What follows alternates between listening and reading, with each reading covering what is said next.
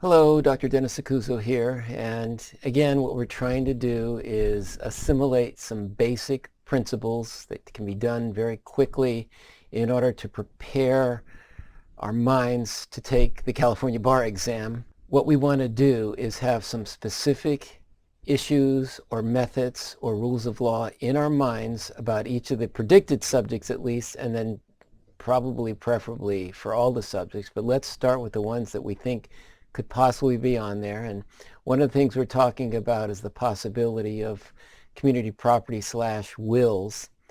And if you get a wills problem, here's what you need to know. Number one, the first issue that you're going to have to address is almost always, is the will valid? And they don't just give you one will, they'll give you a couple wills, and the question will be, which is the real will? Will the real valid will please stand up? Sometimes there are even two valid wills, and then the wills may cancel each other out somehow by inconsistency, but that's the area of revocation. So there are two main ways that we get a valid will. One is the will's formalities, and the other is through a holograph.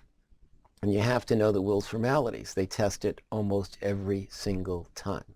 So we need two attesting witnesses who are present at the same time, who witness T signing, or T says, "This is my signature." So they see him sign. It's during his lifetime, so they have to sign during his lifetime.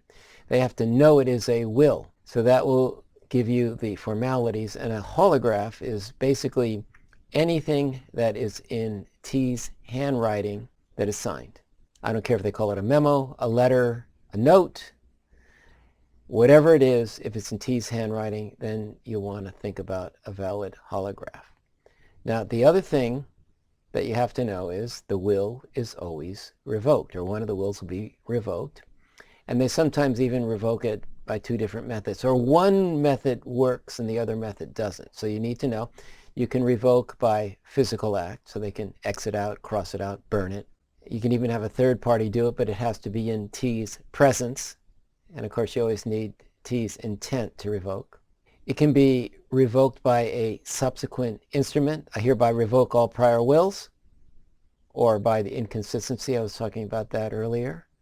And it can be revoked partially by operation of law. There's your omitted spouse, omitted child doctrines. These always play out one way or another on a wills hypothetical. I want you to think about this. I want you to think about various possibilities you might confront. I want you to study past hypotheticals. When you study past hypotheticals, everything that I'm saying will start falling into place.